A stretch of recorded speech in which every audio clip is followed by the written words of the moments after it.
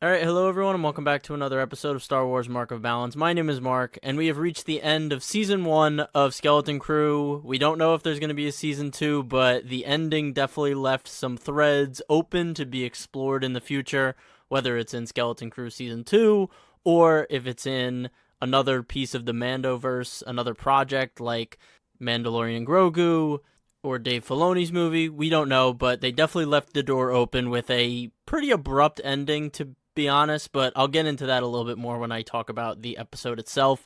Overall, though, I enjoyed this finale. I think it was exciting. I think the action was great for the most part.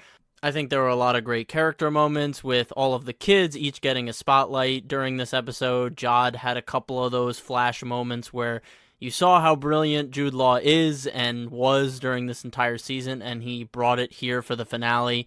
Honestly, it just felt really good to enjoy the last episode of a Star Wars live-action TV season. Typically, the wheels start to fall off with other shows, and I feel like, for the most part, they landed this ship really well. And it's because they invested a lot of time in these characters, and the ending didn't just feel like flashing lights in action for the sake of it, for the sake of an exciting finale. I cared about these characters on both sides, Jod and the kids, and I was curious to see how it ended because they had built it up so well. Where the finale fell short for me was in the fact that the villains of the show didn't feel like they had any bite to them.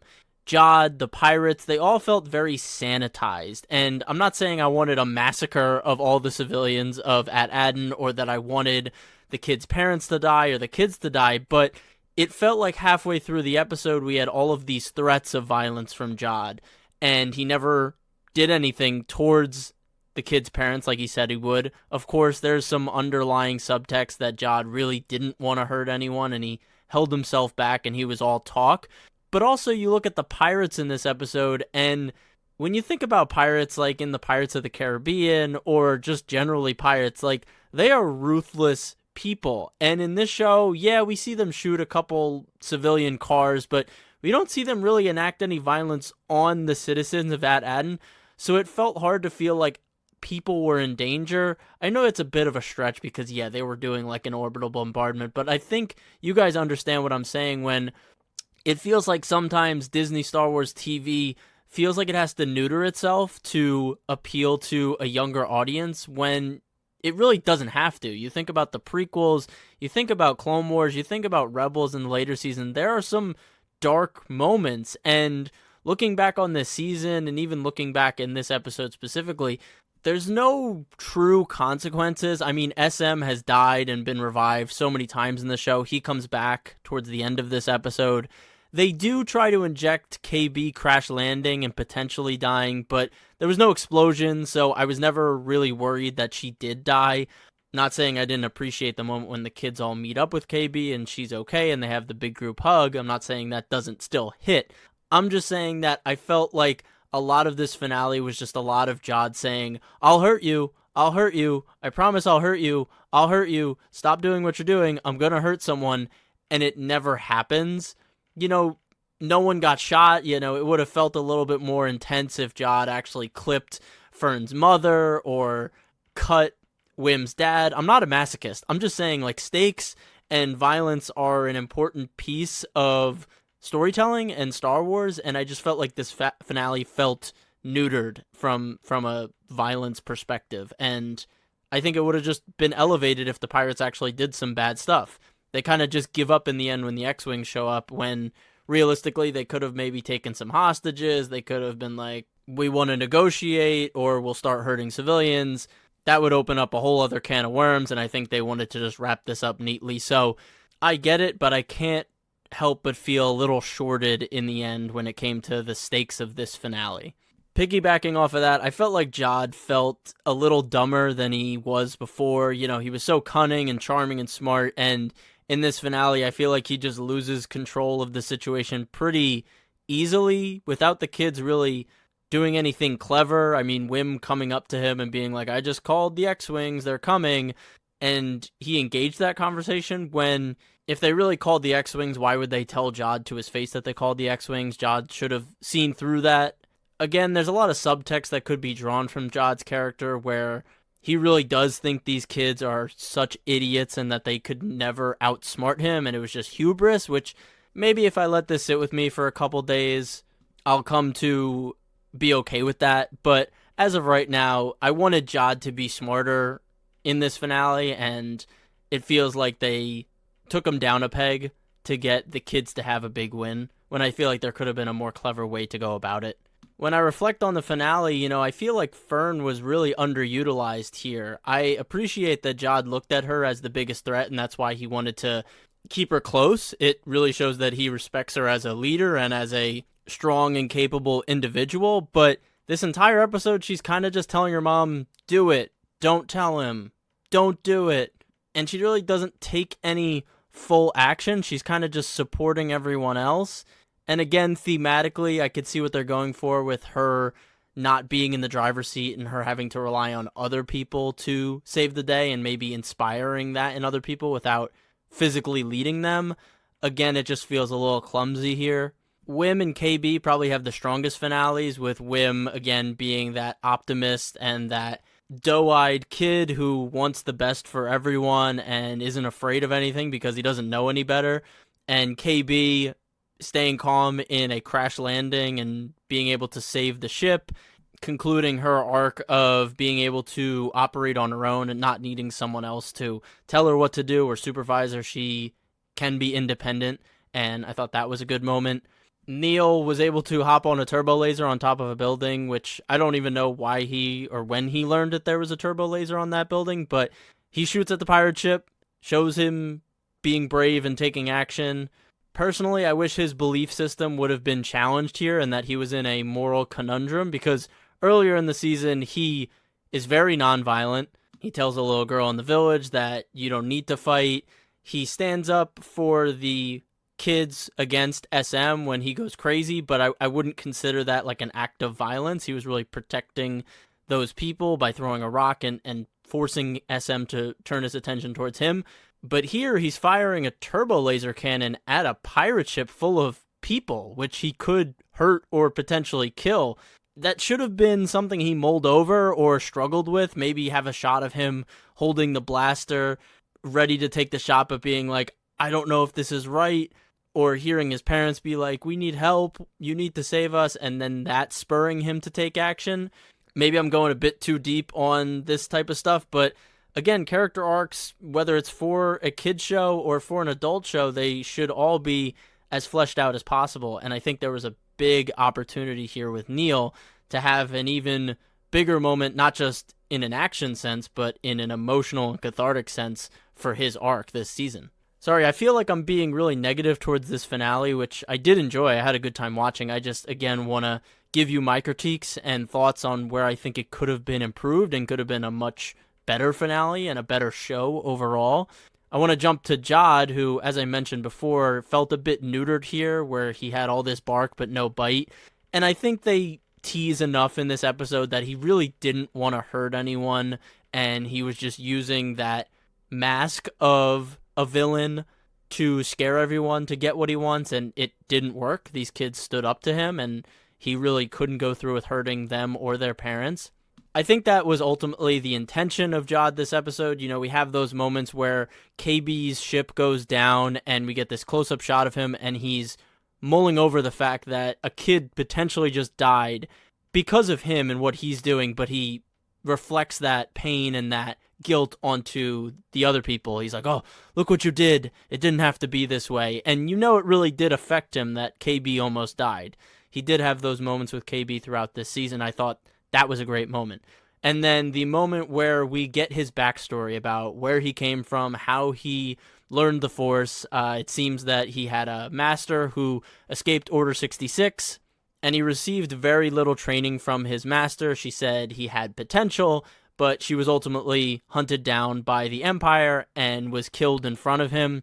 He told the kids that the Empire made him watch, but that's unlikely because the Empire, if they knew he was Force sensitive, they would have killed him as well. So either he's lying there to sell his sob story, or it was so traumatic that his memories of the encounter are jumbled and he doesn't fully remember what happened that day when he lost his master.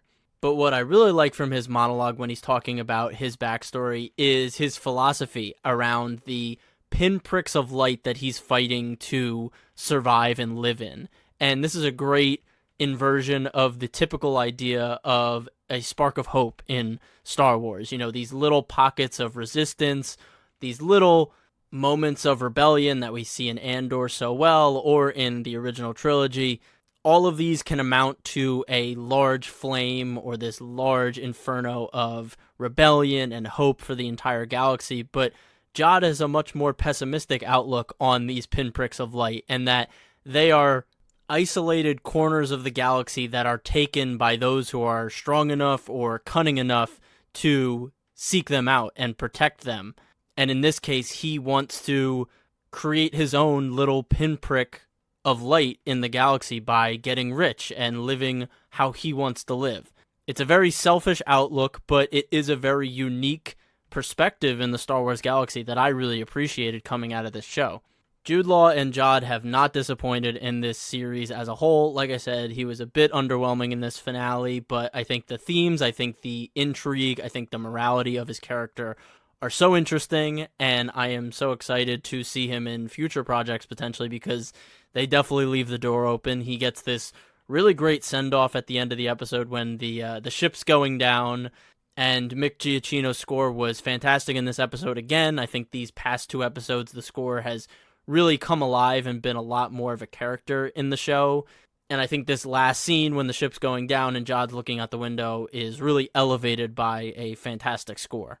Related to Jod's story in this episode, I want to talk about the parents again, because they were the most underwhelming aspect of this show. And as I talked about in my last episode, the parents in these 80s nostalgic movies are not the heroes. They're kind of the dummies. They're the ones that don't listen to the kids, and the kids end up saving them.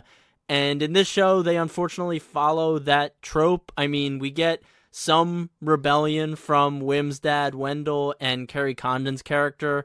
I'm shocked to say that Wendell has a better character arc than Kerry Condon's character. Coming into the show, I was so curious to see what they were going to do with her, and I think they set it up so well in the first couple episodes, and then she kind of fell off. And while Wendell's character learns to kind of embrace the childlike wonder that he lost, and he learned it from his son Wim, the moment when he punches Jod or when he sneaks in behind Wim is kind of a shoulder eye roll moment for me. But thematically, I get what they're going for, and I appreciate his progression in this episode.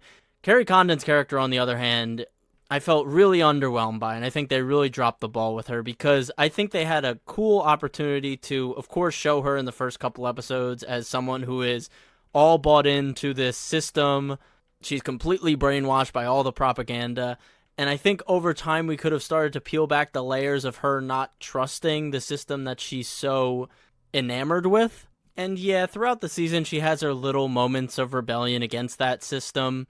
But in this finale, she kind of reverts back to that first episode version of herself, and she's just sitting there cowering in fear next to Fern. And the entire episode is just Fern in her ear saying, "Mom, don't trust him, don't trust him. You have to do something, Mom, you have to do something." And the breakthrough moment is really just kind of a camera zoom in on her face, and then she jumps in and pulls the lever with Wendell's dad. And I feel like there should have just been more of a focus on her entire world crumbling around her, not just physically, but also mentally, that everything she was a part of and worked for was a lie to a degree. And we don't really explore that. Maybe we will in the future, but I don't like giving that benefit of the doubt, like, oh, they'll just explain it next season, or oh, they'll explore that next season. It really should have been more fleshed out here in this season.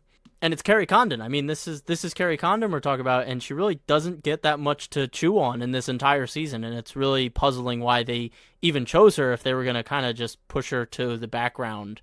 Maybe there was more of a arc for her, maybe there was more of an idea for her, but budget and timing cut it all down. I wouldn't doubt that.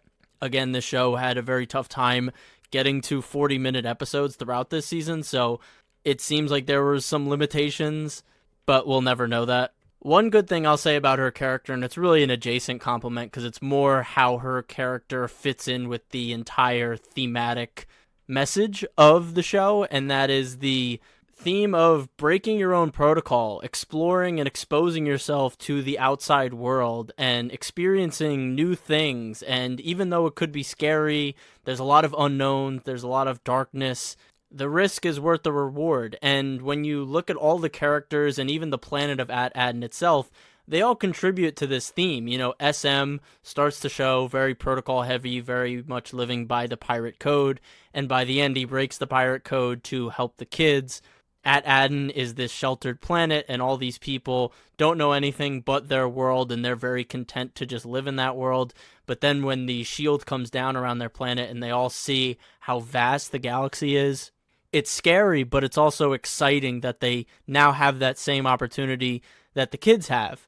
And the only one who really doesn't change protocol is Jod. He is still living in that selfish world, and he's putting himself out there for material and selfish gains instead of to contribute to the broader galaxy. And this is all encapsulated in that line when Fern says, when we were exploring the galaxy, there was a lot of bad people and there was a lot of things that wanted to hurt us, but there was also a lot of good people on all the planets that we went to. And that's a great theme, and that's a great message to send to kids as they're growing up and coming of age to start venturing out into the world on their own. I really appreciate the themes of this show. I think that is the strongest, or one of the strongest aspects of the show, and the strongest aspect of Star Wars itself, and the fact that the creators put the themes first and were able to successfully convey them from the first episode to the last episode. My hat goes off to them, and that's always something that I'm going to appreciate the most in a Star Wars project, because there's a lot of Star Wars out there that's great, but has a lot of shortcomings in either the plot or the dialogue department. But because the themes are so rich and they're so relatable and they're so inspiring, you can forgive some of the more technical shortcomings of a project. And that feels like the case here with Skeleton Crew, where there's been conveniences, there's been some hiccups along the journey here, but because the themes and the characters were so strong, I come out of the show feeling good, and that this is Star Wars. It has the essence of Star Wars, which is so important. So yeah, I mean, that's all my thoughts. The only other thing I wanted to bring up was that Finn Wolfhard from Stranger Things on the bike when the kids drive away and Wendell goes up to him and we see this kid on a bike? Like, was that supposed to be like a Stranger Things reference? I think so. I don't know. I didn't look online, but it looked like Finn Wolfhard, so let me know if that was him. It was a really random cameo for like 1 second.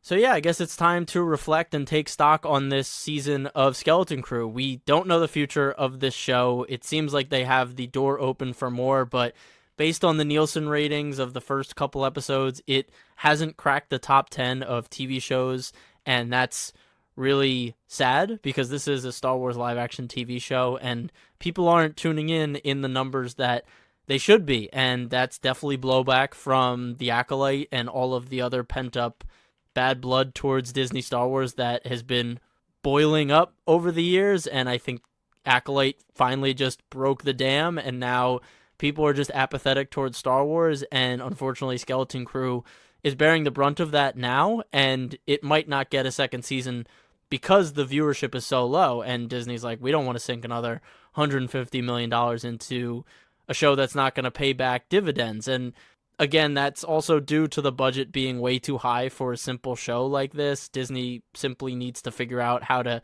budget better for their TV shows. I'm hoping word of mouth can really propel some of the numbers to go up for this show.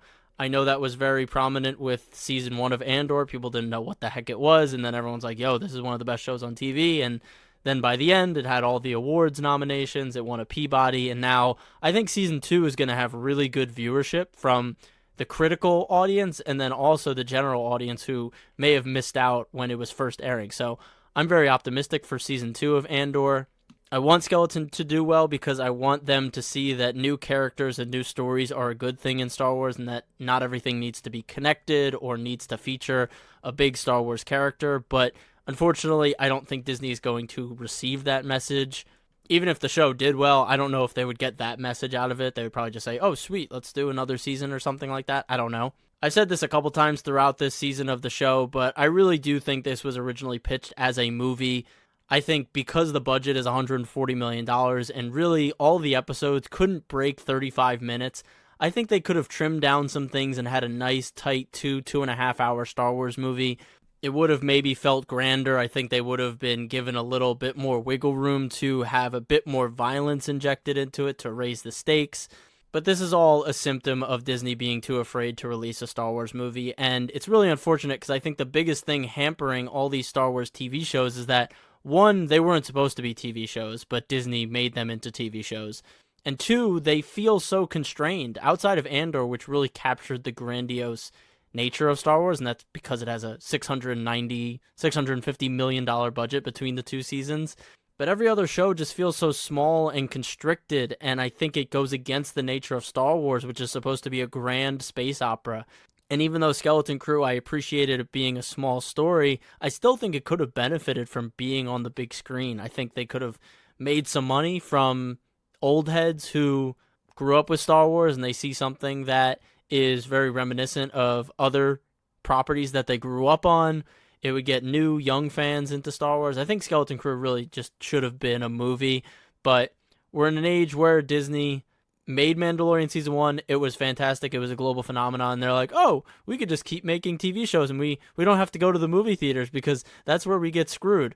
But then they kept releasing TV shows without taking time to make them quality, and now they've lost more fans because, one, they haven't put out a movie, and two, they've been making subpar and sometimes really bad TV shows. So they really shot themselves in the foot twice unintentionally, and I mean, they deserve it. They screwed up, and they've been screwing up, and leadership hasn't really changed. They're just kind of content to just keep making subpar stuff, and we're the problem, and the fans are the problem.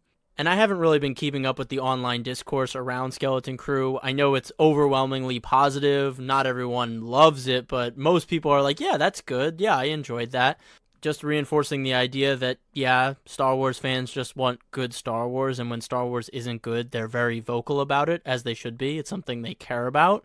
And no, we don't hate Disney Star Wars because we're racist and we're bigots, even though, of course, those people exist out there in the Star Wars fandom.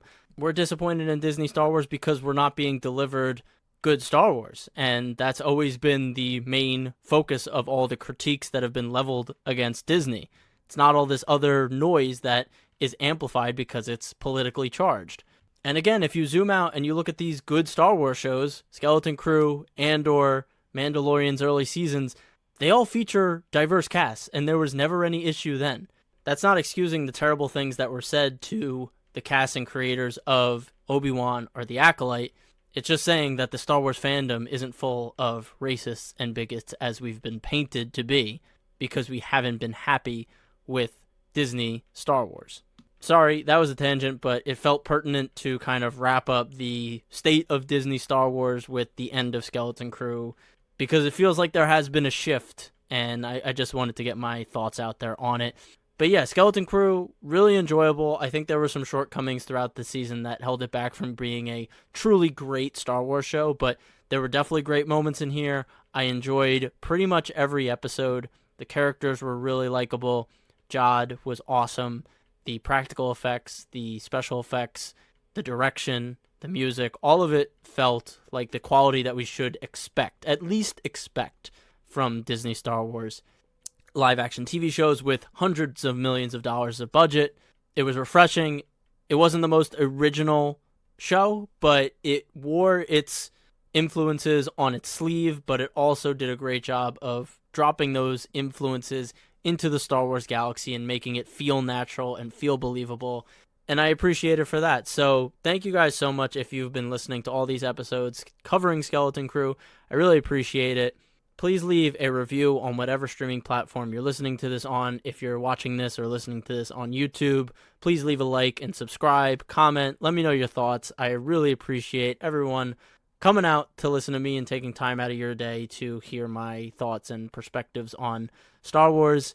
If you want to get more updates on my channel outside of YouTube, you could follow me on Instagram at @star_wars_mark of balance. And as always, stay safe, stay healthy, and may the Force be with you. Peace.